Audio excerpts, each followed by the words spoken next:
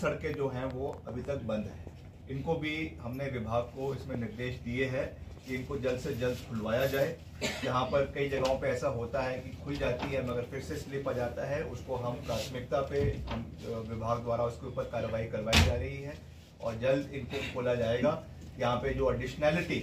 खास रूप से बजट की अलग अलग डिविजन्स के माध्यम से जो हमारे समक्ष रखी गई है, मैं इसके लिए भी वापस शिमला जाकर अपने विभाग द्वारा प्राथमिकता पे एडिशनल फंड जो है वो यहाँ की डिविजन्स को भिजवाया जाएगा। मैं मुख्यमंत्री जी से भी उसके बारे में बात करूंगा, जो एडिशनैलिटी हमको चाहिए ताकि प्राथमिकता पे हर डिवीजन को यहाँ पे बजट का प्रावधान जो है वो करवाया जा सके। ये मेरी एश्योरेंस है। और इसके साथ साथ जो हमारा एक मुद्दा पिछली बारी भी यहाँ पे उठा था और मुझे दुख है इस बात का कि अभी तक वो सॉल्व पूरे तरीके से नहीं हुआ है। यहाँ पे हमारी जो कुछ सड़कें हैं, जब NHAI का काम शुरू हुआ है तो ऐसी कुछ सड़कें हैं जो हमारी चाहे तो PMJSY प्रधानमंत्री ग्राम सड़क योजना के माध्यम से बनी है, कई नाबार्ड के माध्यम से बनी है, कई MDRs है, कई हमारी लिंक रोड्स जो काफ़ी हद तक जो है वो NHAI के माध्यम से जब उनका कार्य चल रहा था उसकी वजह से डैमेज हो गई। मैंने पीछे भी इसको टेकअप किया था, जब मैं पिछले डिप्टी कमिश्नर को से भी निवेदन किया था कि वो भी प्राथमिकता से इसको NHAI ली है। मैं फिर से इस विषय से भी इसको एक सेंटर यहाँ पे बनाया गया है। उसमें थोड़ी सी अभी एम्बिग्विटी है कि क्लैरिटी नहीं है कि कौन सा हमारा स्टेट डिपार्टमेंट वायरसेस किसको देख रहा है, और कुछ पार्ट जो है वो खेलो इंडिया के माध्यम से कोचेज यहाँ पे रखे गए हैं, उसको हम स्ट्रीमलाइन करने की कोशिश कर रहे हैं क्योंकि सबका मकसद एक ही है कि हम खेलों को बढ़ावा देना चाहते हैं, मैक्सिमम तरीके से स्पोर्ट्स को बढ़ावा दिया जाए। मगर कहीं ना कहीं इसकी वजह से जो है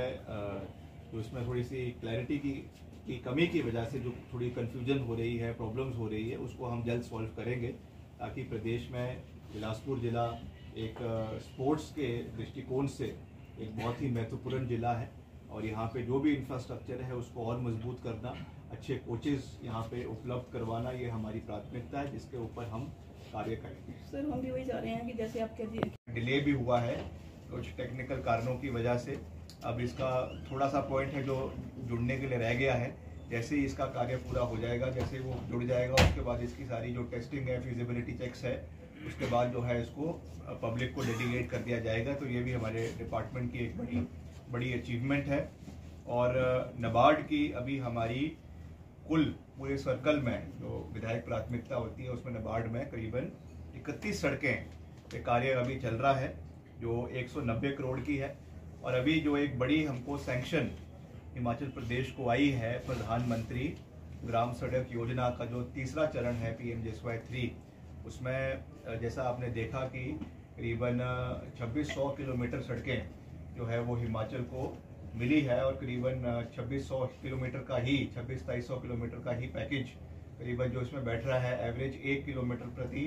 किलोमीटर की एवरेज के हिसाब से ये पैकेज मिला है, तो वो हिमाचल को मिला है। ये भी बहुत बड़ी सौगात हिमाचल प्रदेश को मिली है। इसके लिए मैं केंद्र सरकार का धन्यवाद भी करना चाहता हूं कि ये सहयोग हमको मिला है। वैसे तो ये एक रूटीन में मिलना था मगर ऐसे समय में मिला जब सबसे ज़्यादा ज़रूरत है हिमाचल में इंफ्रास्ट्रक्चर को बिल्ड करने की, सड़कों के नवीनीकरण की, एक्सपेंशन की, उसके लिए ये पैकेज मिला है। इस पे भी हम वॉर फुटिंग के ऊपर हिमाचल प्रदेश के अंदर कार्य करेंगे। इसमें आपके जिला बिलासपुर में जो है वो 19 सड़कें इस प्रधानमंत्री ग्राम सड़क योजना के तीसरे चरण में इसका कार्य अभी जब बरसातों का मौसम ठीक हो जाएगा उसके बाद इसके टेंडर लगने शुरू हो जाएंगे और ये कार्य शुरू हो जाएंगे और ये करीबन 170 करोड़ रुपए के कार्य जो है वो जिला बिलासपुर सर्कल के अंदर करवाए जाएंगे, जिसपे हम पारदर्शिता के साथ कार्य कर रहे हैं। और हमने इसमें कहा है कि हम इसमें बड़े पैकेज बनाकर जो है इसमें क्वालिटी ठेकेदारों को इसमें काम दिया जाएगा ताकि समय के ऊपर कार्य अगर वो फॉलो नहीं हो रहे हैं तो definitely we will take this issue with the concerned authorities and the honourable minister. वो तो उनकी नेशनल पॉलिसी के 60 किलोमीटर के सामने मेरे को उसके बारे में देखिए इतनी अभी मेरे को नॉलेज नहीं है, तो मैं यहाँ के रिपोर्ट जो है वो डिप्टी कमिश्नर के माध्यम से हम लेंगे और लगेगा अगर ऐसा है तो डेफिनेटली हमारी सरकार की ओर से इस इश्यू को केंद्र सरकार से उठाया जाएगा। सर स्टोन क्रशरों पर भी कार्रवाई की जा रही है जितने भी खड्डों में लगे हुए हैं, सर क्या लगता है क्या प्रारूप तैयार किया है सरकार ने इसके लिए? नहीं, मुख्यमंत्री जी ने इस विषय को बहुत गंभीरता से लिया है और आपको याद होगा कि मैंने जब कुल्लू मनाली का दौरा हुआ था तो इस विषय को उस समय भी मैंने बहुत प्राथमिकता से उठाया था और मैं मुख्यमंत्री जी का धन्यवाद करना चाहता हूं कि उन्होंने इस विषय के ऊपर कार्रवाई करी है और ख़ास रूप से जो ब्यास नदी के ऊपर जितनी भी माइनिंग हो रही है, कैप्टिव माइनिंग को छोड़कर, जो कैप्टिव क्रशर्स है उनको छोड़कर सब उसका स्थायी निर्णय जो है वो सरकार ने लिया है। It is a welcome decision. इसमें माइनिंग के साथ साथ एक और बड़ा इशू जो है वो डंपिंग का है, चाहे उसमें NHAI के माध्यम से हो रही है, चाहे वो और किसी के माध्यम से हो रही है। सिलेक्टेड और डेजिग्नेटेड साइट पे जहाँ पे डंपिंग होनी चाहिए उसकी जगह और जगहों पे जो हो रही है, चाहे वो फॉरेस्ट लैंड पे हो रही है, ये एक चिंता का विषय है और इसमें ऑनरेबल हाई कोर्ट ने भी इसका संज्ञान लिया है। कुछ जगहों पे ऐसा देखने को मिला कि पूर्व में फॉरेस्ट लैंड में जो है वो डंपिंग हो रही थी जिला चंबा में। तो ये दुर्भाग्यपूर्ण है और हम इसमें, अब जहाँ तक मेरा डिपार्टमेंट है, मैंने बिल्कुल इसमें साफ निर्देश दिए हैं कि इस तरीके का हम इसमें कोई भी कुताही बर्दाश्त नहीं करेंगे। मगर क्योंकि ये केवल PWD तक ही लिमिटेड नहीं है, ये इशू माइनिंग का भी उतना है, ये इशू इंडस्ट्रीज डिपार्टमेंट का भी है, ये फॉरेस्ट का भी है। तो इट इज़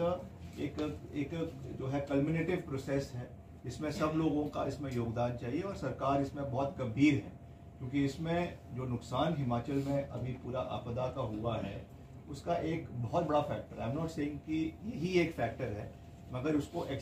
एस्केलेट करने में ये एक फैक्टर रहा है और आज हमें उसके ऊपर चिंतन करने की भी आवश्यकता है, विचार करने की भी आवश्यकता है और नई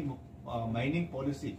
देश के अंदर लाने की आवश्यकता है, जिसके ऊपर मुख्यमंत्री जी चिंतन कर रहे हैं, विचार कर रहे हैं और जो कंसर्न डिपार्टमेंट है इंडस्ट्रीज का, वो इसके ऊपर I am sure in the times to come इसके ऊपर नई पॉलिसी लेकर आएगी। किस तरीके से हमको प्रदेश में संतुलित विकास भी करना है, मगर उसके साथ साथ जो हमारा पर्यावरण है, हमारा जो इकोसिस्टम है, रिवर्स है, उनका अननेसेसरी एक्सप्लॉयटेशन ना हो और उसकी वजह से जो नुकसान वहाँ पे घरों का हो रहा है, जो सड़कों का हो रहा है, उस चीज़ का भी ध्यान रखा जाए। इस चीज़ पे हमको ध्यान देने की आवश्यकता है। सर, खेल विभाग भी आपके पास ही है। बिलासपुर जो है स्पोर्ट्स का हब माना जाता है। रामराज ठाकुर जी ने इसके लिए बेहतरीन प्रयास किए और यहाँ पर सारी चीज़ें हुई, लेकिन अब खेलो इंडिया सेंटर यहाँ पे शुरू हो गया है, लेकिन जो स्टाफ है वो यही है पुराना ही। बच्चों में बढ़ोतरी हो गई है, इंफ्रास्ट्रक्चर की भी कमी है, तो उसके लिए क्या करने जा रहे हैं अभी? इस पे हम विचार कर रहे हैं कंटिन्यूसली। माननीय रामलाल जी जो एक बड़े खुद भी खिलाड़ी रहे हैं और इनका बड़ा शौक रहता है टूवर्ड्स डेवलपमेंट ऑफ स्पोर्ट्स, इन्होंने कई बार मेरे विषय में ये लाया है।